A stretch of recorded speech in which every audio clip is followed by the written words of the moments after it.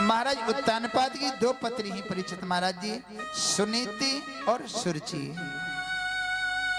सुनीति कैसी है?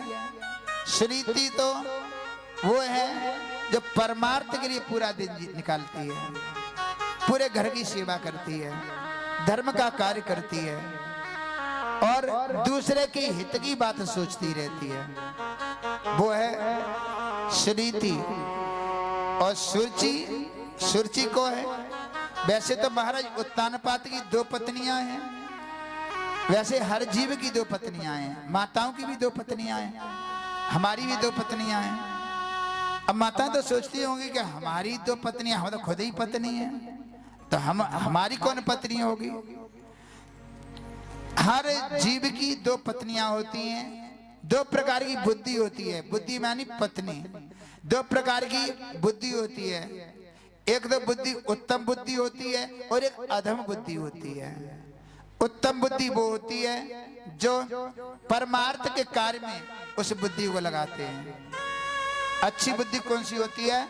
परमार्थ के कार्य में लगाते हैं, दूसरे के हित के लिए लगाते हैं, धर्म के कार्य में लगाते हैं। और अधम बुद्धि कौन सी होती है? अपने लिए।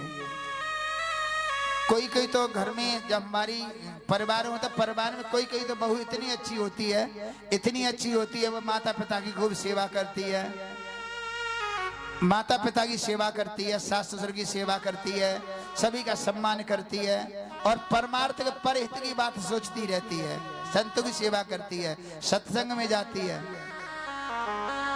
और एक ऐसी होती है वो मुंह फैलाए बैठी रहती है।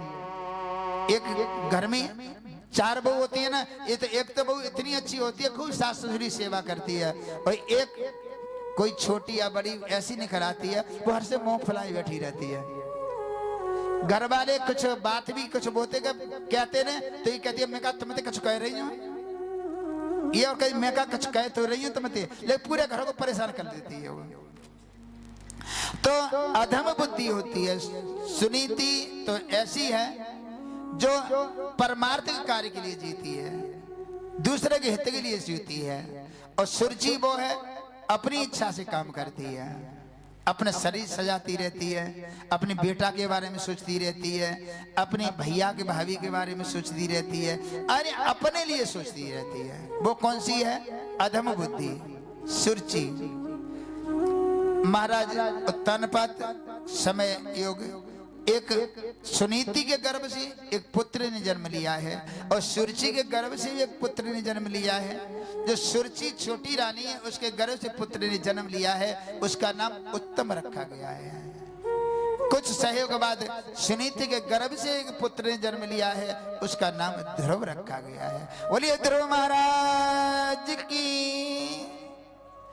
ध्रुव और उत्तम धीरे धीरे धीरे दोनों बड़े होने लगे हैं। जब बड़े हुए तो एक बार ध्रुव और उत्तम में इतना प्रेम है, इतना प्रेम है, एक दूसरे के बिना रहते नहीं है। एक समय वो आंगन में खेल रहे थे, सुरुचि दौड़ी दौड़ी आई और आकर अपने पुत्र उत्तम को डांटा का तो अभागे, क्या दुनिया के बच्चा मर गए तो इस दासी के बच्चा के साथ में खेल रहा है। डांटती हुई घर को ले गई। उसी समय जाकर के ध्रुव रोते रोते माँ के पास पहुंचे हैं। माँ ने कहा क्या हुआ लाला, आज दोनों झगड़ गए। कहने माँ क्या बताएं। दूसरा दिन हुआ, उत्तम खुद ध्रुव के पास पहुंचे हैं और ध्रुव से जाके कहा भैया ध्रुव पता नहीं मेरी माँ की कैसी इच्छा है, तुम्हारे साथ नहीं खेलने देती है, आज हम माँ के यहाँ नहीं पिताजी के यहाँ चलेंगे। और उत्तम ध्रुव को लेकर के महाराज उत्तानपाद की सभा में पहुंचे हैं। और उत्तानपाद ने जैसे ही देखा है ध्रुव और उत्तम को, सोचने लगे उत्तम को तो रोजाना गोदी लेता हूँ, ध्रुव बहुत दिन के बाद देखने के लिए मिला है, और झपट के ध्रुव महाराज को गोदी में उठा लिया। किसी ने जाकर के बता दिया, कह दिया कि तेरा बेटा तो जमीन पर खड़ा है, उस दासी का बेटा राजा की गोदी में बैठा है। सुरुचि दौड़ी दौड़ी गई और पीछे से धक्का मारा है ध्रुव के लिए। ध्रुव जमीन के बेर जमीन पर गिर पड़े, मुंह से खून निकलने लगा। बहुत उसे डांटा मारा, कहा। और महाराज उत्तानपाद को भी बहुत डांटा, कहा तुम्हारी बुद्धि खराब हो गई, तो दासी के लड़का को तुम गोदी में बैठाए हो। और डांटते हुए बोली अभागे, इस तो गद्दी पर बैठने के लायक नहीं है। तो गद्दी पर बैठने लायक तो जब था कि तू अपना शरीर छोड़ दे, पहले तपस्या कर। ये तो सही कहा, तपस्या कर। फिर इसने कह दिया तपस्या करने के बाद अपने शरीर को छोड़, और मरने के बाद तू मेरे गर्भ में जन्म ले, मेरे गर्भ से पैदा हो, तब तू इस गद्दी पे बैठने का अधिकारी है। एक बात तो उसने ठीक कही कि भगवान का भजन करिए, तो ठीक है। जो जीवात्मा भगवान का भजन करेगा तो उसे माँ का गर्व मानेगा, कहेगा कि मेरा फिर जन्म हो जाए। नरक को कौन मांगेगा? ध्रुव रोते रोते माँ के पास आए हैं। माँ से आकर के कहा, माँ, ध्रुव के मुंह से खून निकल रहा था, माँ ने कहा लाला क्या हुआ? आज का दोनों भाई भाई झगड़ गए? कल नहीं माँ, आज भाई नहीं झगड़े माँ, मुझे एक बात बता दे, मेरा पिता कौन है? कहने लगे तेरा पिता जो अभी गद्दी पे बैठे हैं, सिंहासन में बैठे हैं, वो तेरे पिता ही हैं। कहने लगे झूठ मत बोल माँ, ऐसा पिता किस काम का? जो मौसी अभी बुरी तरीका से मारती रही, पिता टुकुर टुकुर देखता रहा। मेरे पिता कोई और है। ध्रुव रोने लगे कि रोई रोई कहे ध्रुव महाराज, और मैया मोए मौसी ने मारो। रोई रोई कही ध्रुव महाराज, मैया मोए मौसी ने मारो। अरे मोए मौसी ने मारो, माँ मोए मौसी ने मारो। मोए मौसी ने मारो, मैया मोए मौसी ने मारो। रोई रोई कह रहे ध्रुव महाराज, मैया मोए मौसी ने मारो। रोई रोई कहीं ध्रुव महाराज, मैया मोए मौसी ने मारो।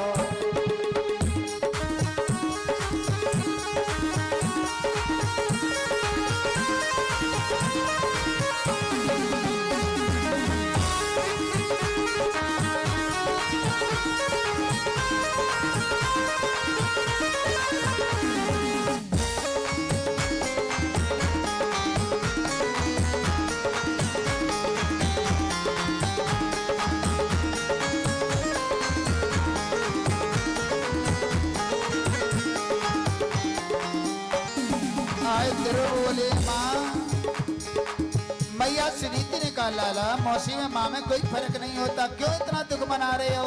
कह ले माँ, मौसी का मारने का दुख नहीं है। तो ये साच बताए मैया, अरे हम उत्तम दोनों भैया। तुम्हें साच बताए मैया, हम उत्तम दोनों भैया। खेलन गए पिता के द्वार, मैया मोए मौसी ने मारो। रोई रोई कह रहे ध्रुव महाराज, मैया मोए मौसी ने मारो।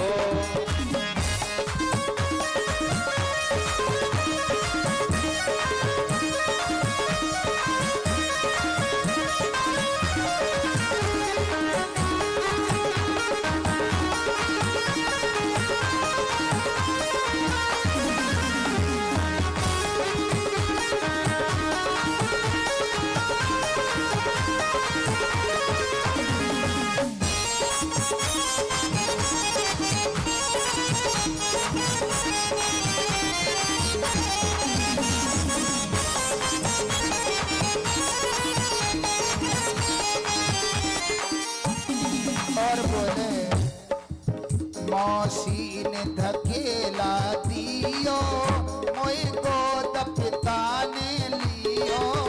मौसी ने धकेला दियो, मोए गोद पिता ने लियो।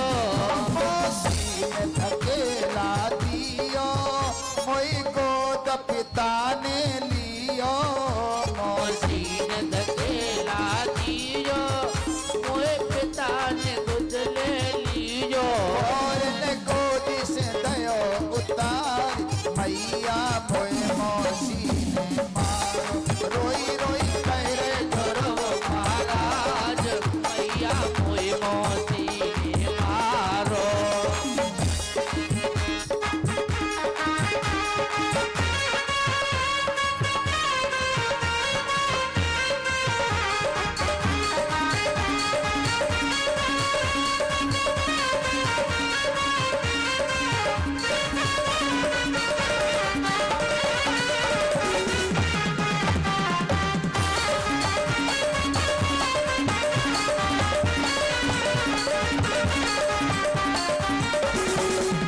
महाराज को मैया ने गोदी में लिया का लाला मत रो मती रोबे कुमर हजारी मौसी है मात तुम्हारी मत रोवे कुमारी हजारी मौसी है मात तुम्हारी।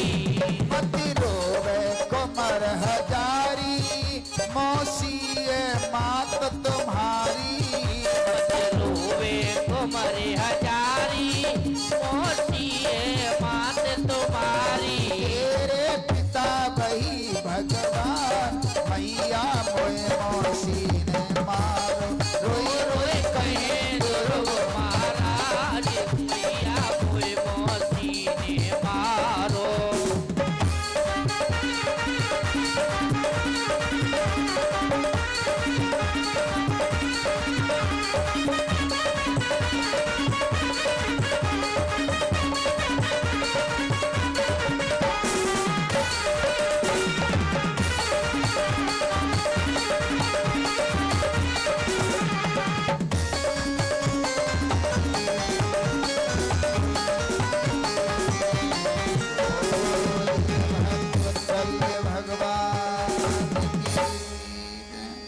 आज ध्रुव रोने लगे।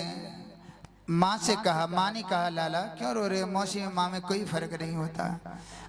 आजकल दौरानी जेठानी के दोनों बच्चा हों, अगर दौरानी के बच्चा ने जेठानी के बच्चा को मार दिया हो और वो जेठानी का बच्चा रोता रोता आए अपनी माँ से कहे कि मुझे उसने मारा है, तो वो कहेगी चल खाना तो बाद में खाएंगे, पहले बाई देख ले। या फिर ये कहेगी बेटा कोई बात नहीं, हमारे दिन थोड़े खराब चल रहे हैं, तू बड़ा है जाइए ना तब बदलो लेंगे, खूब खूब कूटेंगे एक दिन। लेकिन सुनीति ने ऐसा नहीं कहा। सुनीति ने कहा लाला कोई बात नहीं, मौसी में माँ में कोई फर्क नहीं होता। मौसी का क्यों मारने का? कहने माँ मौसी का मारने का कोई दुख नहीं, दुख तो इस बात का है कि मौसी इतनी बुरी तरीका से मार दी, पिता ने एक शब्द भी नहीं कहा। देखो हमारी बुद्धि है ना, कई प्रकार की बुद्धि है। एक तो माताएं ऐसी होती हैं माताएं कि कोई बात है ना, बात को 20-20 साल की बात दिमाग में रखी रहेंगे। देखो बताया है कि स्वभाव हमारा 2 तरीका का होता है। माता को स्वभाव और भाइयों का दोनों का 2 प्रकार का होता है। आपने देखा हो सूप देखा है, सूप और चलनी। सूप भी छांटने का काम करता है और चलनी भी छांटने का काम करती है। लेकिन सूप क्या करता है? सार सार को गहिले और थोता दे उड़ाए। ये अच्छी अच्छी चीज को तो ग्रहण कर लेता है, सूप अच्छी चीज ग्रहण कर लेता है और खराब चीज है ना उसको निकाल देता है। साधु ऐसा चाहिए जैसे सूप स्वभाव, सूप का स्वभाव, और सार सार को गहिले थोता दे उड़ाए। सूप का स्वभाव होता है अच्छी अच्छी चीज को तो रख लेता है और खराब चीज को निकाल देता है, छांटने का काम करता है। और चलनी क्या करती है? चलनी भी छांटने का काम करती है। चलनी क्या करती है? अच्छी अच्छी चीज को तो निकाल लेती है और खराब खराब चीज को, अच्छा अच्छा आटा होता है ना अच्छे खाने वाले, उसको चलनी नीचे निकाल देती है और खराब खराब आटे को, खराब जो खराब चीज है ना उसको रख लेती है। ब्रजेश जी एक बार बात करना। बताइए राधे राधे। हाँ ले ब्रजेश तो चलनी क्या करती है? चलनी क्या करती है? खराब खराब चीज तो रख लेती है, अच्छी अच्छी चीज को निकाल देती है। हमारा स्वभाव भी तो प्यारे ऐसा ही है। हम कोई कोई तो कैसे करते हैं, अच्छी कुछ माताएं तो ऐसी होती हैं कि अच्छी अच्छी चीज को तो रख लेती है, खराब चीज को वो निकालती रहती है। और कोई कोई माता तो ऐसी हैं कि खराब खराब चीज को ना 20-20 साल तक दिमाग में रखी रहती हैं। घर में कोई शादी हो, कोई फंक्शन प्रोग्राम हो तो कहेंगे तुम ही जाइयो, बाकी हमड़ करवाए होने जाऊंगी। बाने तुम्हारे भैया ने 20 साल पहले, अब यानी क्या साल 20 साल पहले मुझे ये बात कही, मैं बात की पक्की हूँ, होने जाऊंगी बिल्कुल। लेकिन खराब चीजों दिमाग में रखी रहेगी वक्त आने के लिए, और अच्छी चीज को कभी ग्रहण नहीं करेगी। ये माताओं की बुराई नहीं करे, भाइयों के साथ भी है। हमको क्या करना चाहिए, सूप की तरह होना चाहिए, अच्छी अच्छी चीज को ग्रहण करनी चाहिए, खराब खराब चीज को निकाल देना चाहिए। मैया ने कहा लाला कोई बात नहीं है, तू बड़ा हो जाए ना तो ऐसी गद्दी तुझे हजारों मिल जाएंगे। कहने माँ मेरा पिता कौन? बेटा तेरे पिता भगवान हैं, राम हैं। बोले कहाँ मिलेंगे? कहले बेटा ऐसी जगह कोई नहीं है तेरे पिता मौजूद होना। कहले माँ झूठ मत बोलो, मेरे पिता अगर उसमें दरबार में होते, मेरी मौसी माँ इतनी बुरी तरीका से मारती रही तो क्या मुझे बचाते नहीं? मेरे पिता की रहने की कोई जगह और है, सच से बता। कहली बेटा छोड़ो, मैं दही मांग के लाई, पड़ोस से चलो भोजन कर लो। कहली माँ भोजन वाली बात करी, पानी भी नहीं पीऊंगा जब तक अपने पिता के दर्शन नहीं करूंगा। बता मेरे पिता कहाँ रहते हैं? तो बताया बेटा तेरे पिता बड़ा हो जाए ना तो वन में मिलेंगे, वहीं जाना तुम। कहले माँ बड़े होने की बात करिए, बड़ा तो हो चुका हूँ। अब सुनीति जब चलने के लिए तैयार हुआ तो सुनीति ने कहा कि इसके दिल में ये मौसी ने धक्का मारा, इसकी बदले की भावना इसके दिल में जगती रहेगी। कहने बेटा तुम ऐसे दर्शन नहीं भगवान के पा पाओगे जब तक छोटी माँ तुम्हें आशीर्वाद नहीं देगी। ध्रुव दौड़ते दौड़ते छोटी माँ के पास पहुंचे हैं। कहा माँ मेरी माँ ने बताया है कि मेरे पिता वन में रहते हैं, मेरे पिता का नाम भगवान है, मैं अपने पिता को ढूंढने के लिए जा रहा हूँ, मुझे आशीर्वाद दे दे कि मुझे मेरे पिता मिल जाएं। देखो सुरुचि की बुद्धि, सुरुचि ने सोच लिया मन में ये वन में जाएगा, वन में जाके इसे कोई शेर खा लेगा, कोई भेड़िया खा लेगा, ये मर जाएगा, मेरे बेटे के लिए पूरा राज्य रह जाएगा। उसने कही जा तुझे भगवान के दर्शन होंगे। एक बात बताऊं आपको, हर प्राणी की बुद्धि पर 24 घंटा में एक बार सरस्वती जरूर बैठती है। पता नहीं हमारी जिह्वा से कब कैसे क्या निकल जाए। तो कह दिया जा तुझे भगवान के दर्शन होंगे। छोटी माँ ने स्वार्थ होकर के उसे झूठा आशीर्वाद दे दिया, लेकिन उसका तो आशीर्वाद लग गया। दौड़ते दौड़ते आए हैं और आकर के कहा माँ मैं अपनी माँ से भी आज छोटी मौसी से आशीर्वाद लेके आया हूँ, मैं बन जा रहा हूँ। ध्रुव दौड़ पड़े, माँ ने बहुत रोका लेकिन ध्रुव नहीं रुके, चले गए। कहा माँ जिंदा रहूंगा तो तेरी फिर सेवा करूंगा जा करके। अब ध्रुव को तो यही पता नहीं कि मैं जाऊंगा तो जाऊंगा कहाँ।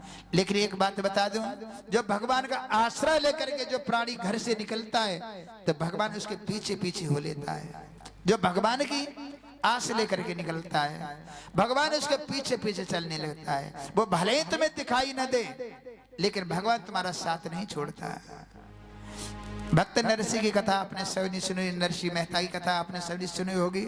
जो नरसी भगवान के ऊपर इतने दीवाने थे, जब भगवान नरसी अपनी बहन रामा के यहाँ भात लेकर के पहुंचे ना और अंतिम समय भात का समय आ गया तो भगवान को पुकारा कन्हैया मैं तेरे लिए सब कुछ बर्बाद कर दिया, क्या अब तू मुझे दर्शन देने के लिए नहीं आएगा, मेरी लाज नहीं रखेगा?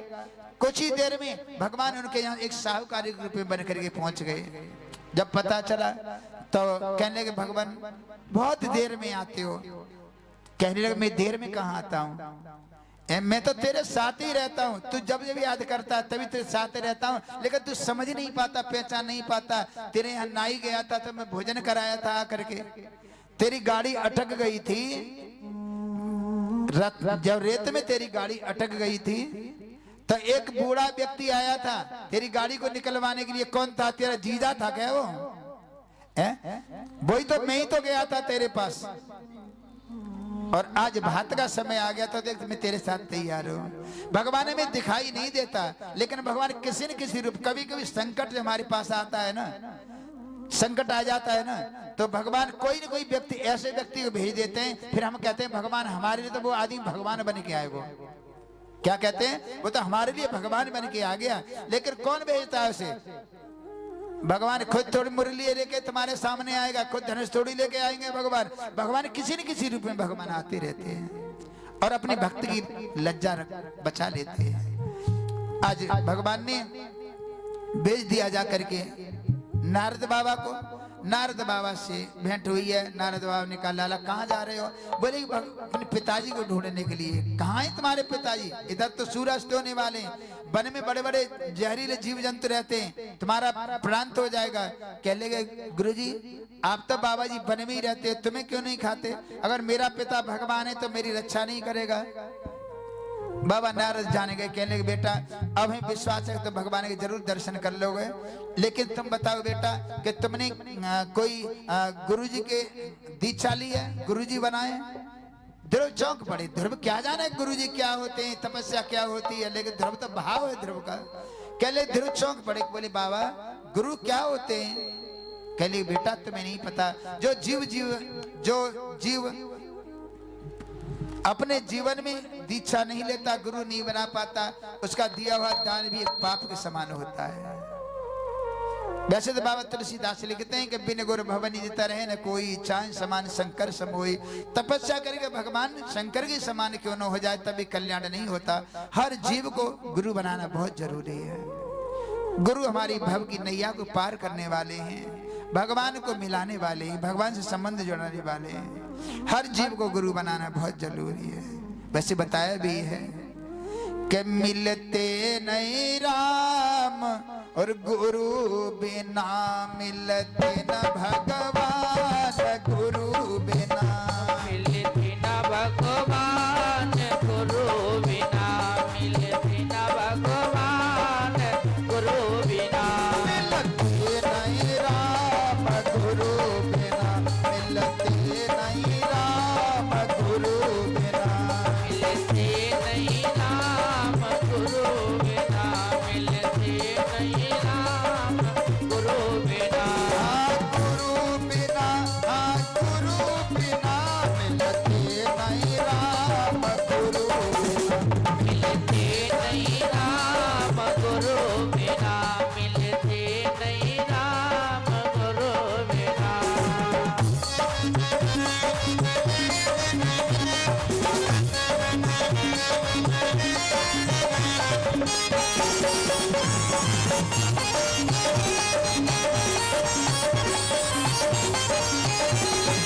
इतने ऊंचे तुम गंगा नहाए हो, तुम्हें तुम गंगा नहाए लो, इतने ऊंचे तुम यमुना नहाए हो, इतनी तुम यमुना नहाए लो, धुलते नहीं पाप गुरु बिना, धुलते नहीं पाप गुरु बिना, मिलते नहीं राम गुरु बिना, मिलते न भगवान गुरु बिना।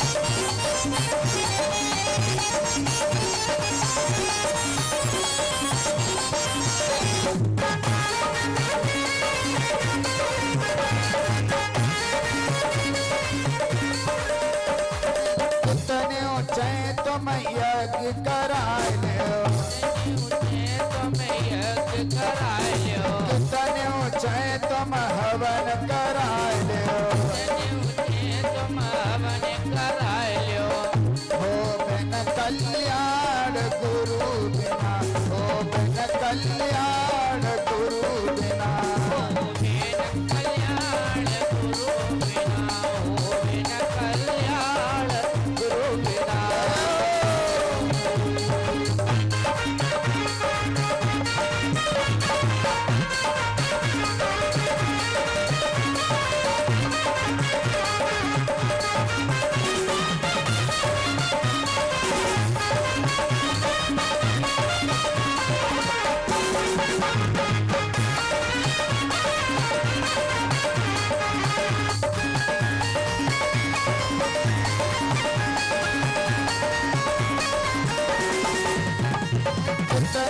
चाहे तुम गीता पढ़ लियो, तुम्हें गीता पढ़ लियो, तने चाहे रामायण पढ़ लियो, रामायण पढ़ लियो, मिलता नहीं ज्ञान गुरु बिना, मिलता नहीं ज्ञान गुरु बिना, मिलता नहीं ज्ञान गुरु बिना, मिलता नहीं ज्ञान गुरु बिना, न भगवान गुरु बिना, मिलते न भगवान गुरु बिना, मिलते न भगवान गुरु बिना, मिलते न भगवान गुरु बिना।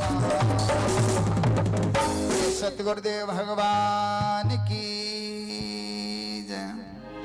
बताया बेटा, जब तक जीवन में जो जीव गुरु नहीं बना पाता उसे दिया हुई तान पाप के समान होता है। कहने लगे अब गुरु के लिए बनाने जाए हैं, इसलिए आप ही हमारे गुरु बन जाओ। उसी समय बाबा नारद ने ध्रुव को 12 मंत्र दिया है। ओम नमः भगवते वासुदेवाय।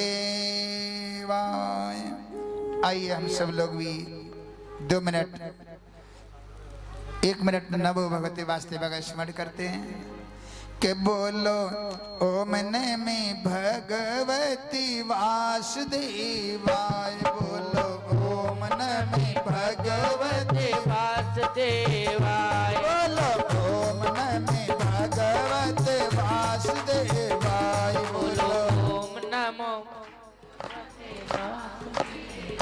बोलो ओम नमः, बोलो ओम नमः भगवते वासुदेवाय, बोलो आई बोलो ओम नमः भगवते वासुदेवाय, बोलो नमो भगवतो वासुदेवाय, बोलो ओम नमः भगवते वासुदेवाय, बोलो नमो भगवतो वासुदेवाय, बोलो ओम नमः भगवते वासुदेवाय, बोलो नमो भगवतो वासुदेवाय, बोलो ओम नमः भगवते वासुदेवाय, नमो भगवते वासुदेवाय, तेरो काट से जाई हो जाई श्री राधे राधे कहे, तेरो काट से जाई हो जाई श्री राधे राधे कहे।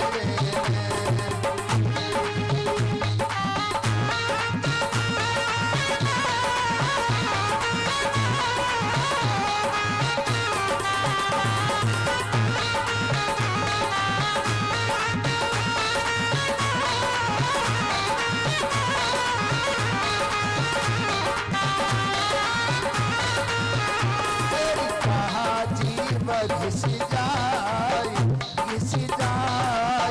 श्री राधे राधे कहने में। काजी पे किस जाए, किस जाए, राधे राधे के देना।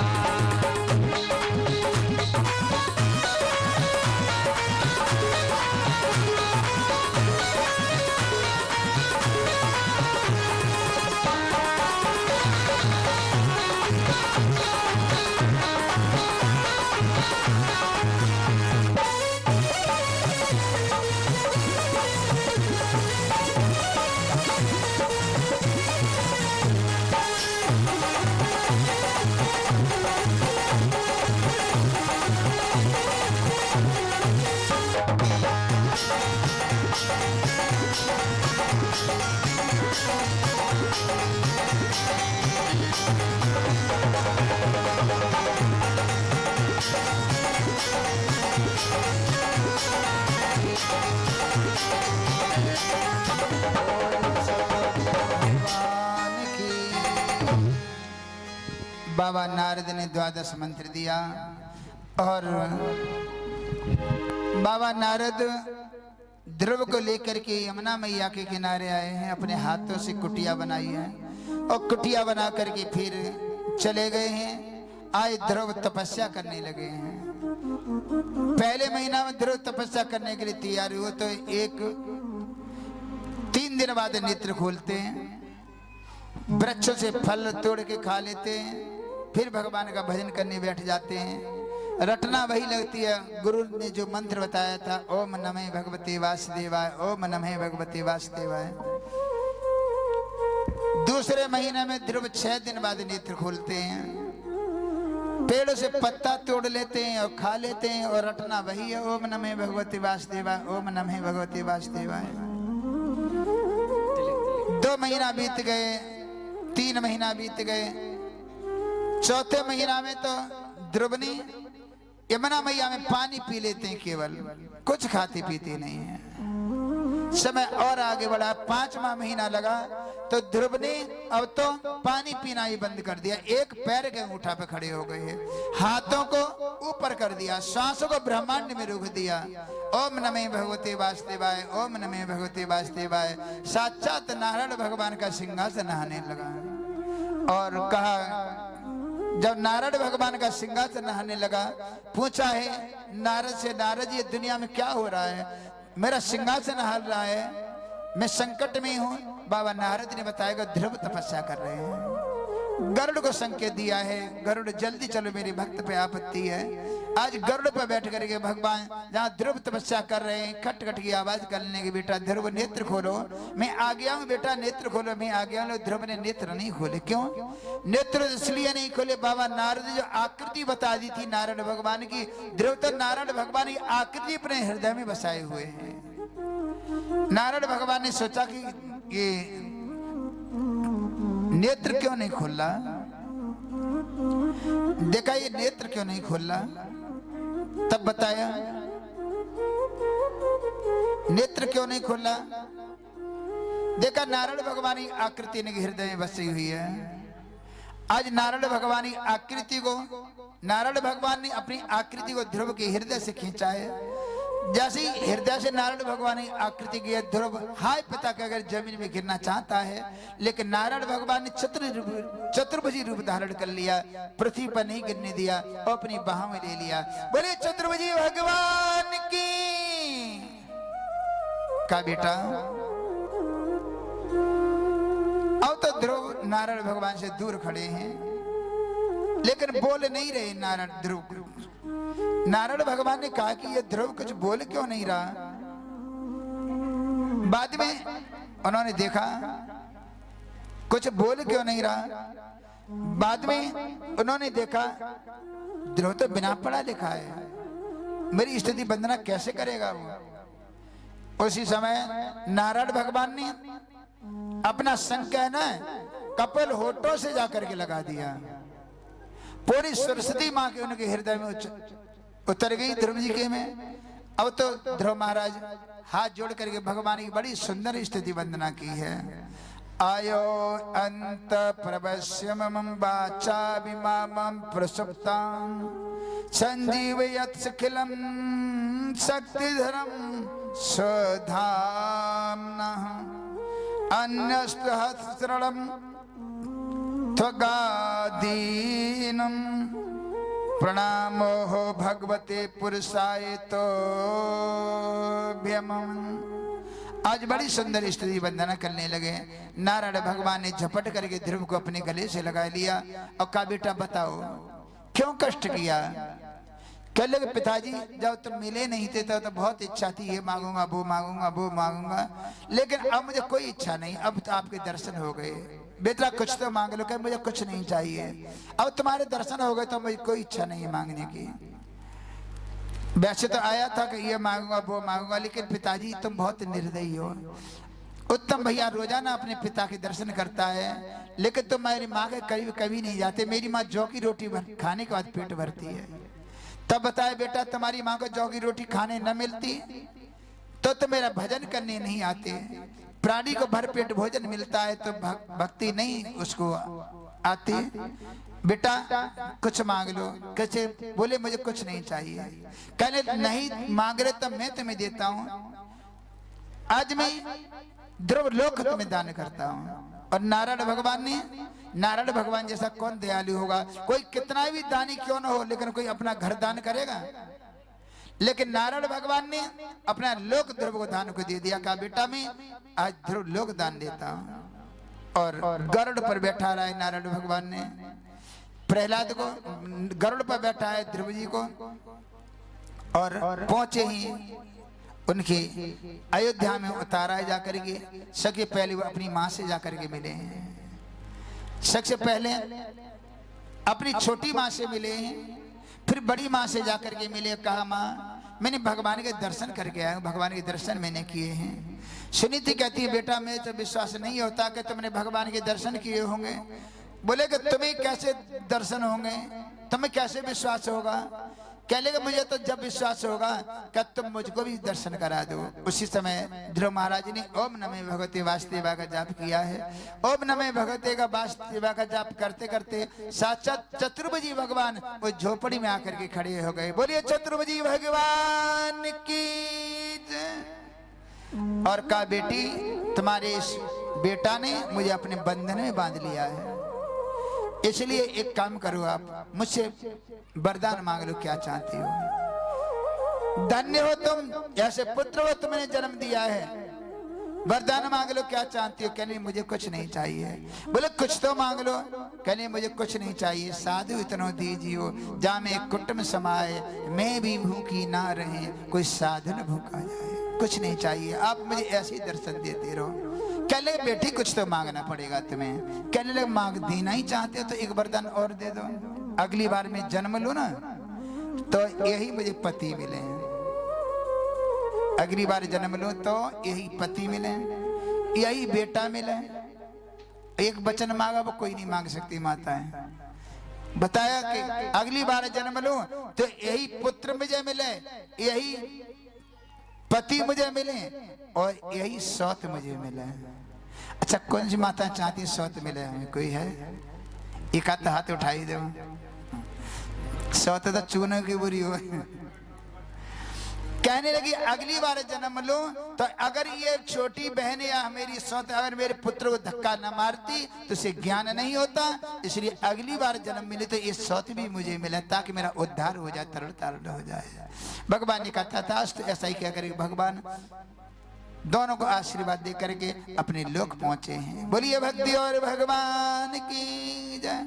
महाराज उत्तानपाद को मालूम पड़ा है, तब उन्होंने अपने पुत्र ध्रुव को राजगद्दी का शासक बनाया है। सुनीति को लेकर के सुरुचि को लेकर के सीधे वन में पहुंचे। श्रीमद् भागवत कथा 10वें स्कंद का पाठ करते हुए भगवान के चरण बिंदु को प्राप्त हुए। बोलिए गोविंद भगवान की जय। फिर कथा एक ऐसी है कि जाकर के इनका छोटा भाई है उत्तम, जो एक बार ब्रह्मा जी के बगीचा में पहुंचा है। जाकर यक्ष लोग ब्रह्मा जी के बगीचा की रक्षा करते थे।